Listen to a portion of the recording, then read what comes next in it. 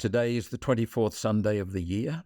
Our gospel text is Matthew chapter 18, verses 21 through 35. We hear Peter ask Jesus, "How often must I forgive?" And Peter, probably thinking he was very generous, says 7 times. Peter has actually placed limits on forgiveness, and Jesus says, "No limits, Peter. 70 times, 7 times." That's a work of God. The limitless, the eternal, puts a contrast here that we should explore. Peter is thinking very much within human capacities. Jesus is thinking very much with God and with God's capacities. Forgiveness, by implication of Jesus' teaching, forgiveness is a triumph of grace, not willful effort. It comes to us as the presence of God. It's one way God is present to us when we allow it. God is with us all the time, everywhere, in all circumstances, no matter what. God will never abandon us. We may abandon God. God will never abandon us. God is here. Wherever God is doing. God's doing is loving. And God's loving is always liberating. This is what we believe. This is of the very essence of our being human and being Christians and believing in the incarnation. Our part, then, let God be God. It's fairly simple, really, but it's hard work. Persistently, we get in the way, even thinking we're doing the right thing. Our pursuit of virtue can in fact be an obstacle to the goodness of God at work in our lives. The arrogant, the overly pious, the self-centered, self-righteous person is hardly manifesting the presence of God. The first 3 rules, therefore, of the Christian life are these. The first rule is listen. The second rule is like the first rule, keep on listening. The third rule is like unto rule number 1 and number 2, never stop listening.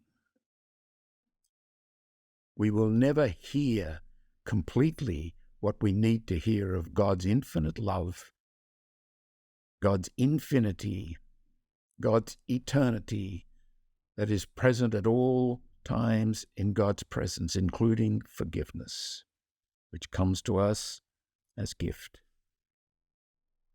What a difference it would make if, as a matter of routine, we listened in each moment, listened for God's presence.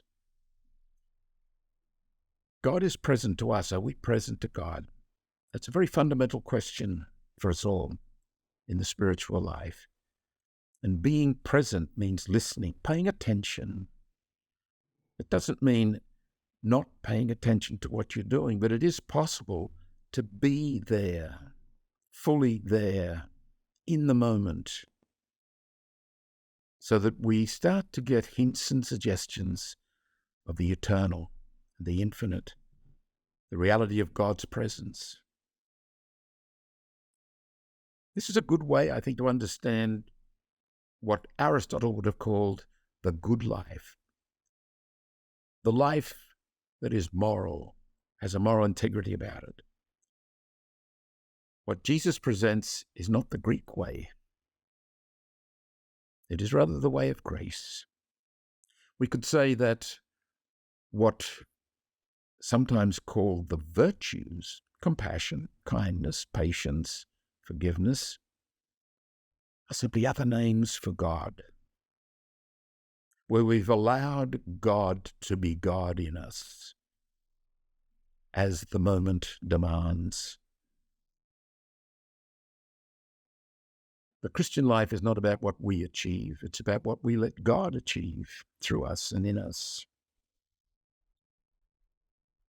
I find it troubling in the church's liturgical texts how often the word merit is brought in. God's presence is pure gift. Whether it's the presence under the guise of forgiveness, compassion, care, patience, truthfulness, generosity, these are all other names for God, and they are pure gift. Again, our task is to get out of the way and let God be God, and that is hard work. Sometimes we'll hear it said, oh, forgive and forget. I think that's bad advice. Remember and forgive. Remember God.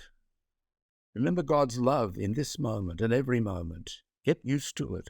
Routinely listen for it. So that when you do need forgiveness in your life, it's available to you because it's there all the time. Now, the matter of forgiveness can become problematic for us because it invariably includes or involves painful emotions. But again, it must be stressed, there's no inconsistency between believing that God is present as forgiveness and my feeling anger or resentment, yes, even hate. The act of forgiveness is an act of God. Be trusting of God. God seeks to forgive through you. And you don't have to get rid of your painful emotions in order for the forgiveness to be there. God is with us even in the messiness, the troubled nature, the pain of our lives. And it's God's work that we are allowing to happen, allowing God to bring God's life into the moment. Listening for the truth of our painful emotions, the truth in every situation, allowing our lives to be shaped by that truth, submit to that truth. This is concretely how we get out of the way and let God be God in us.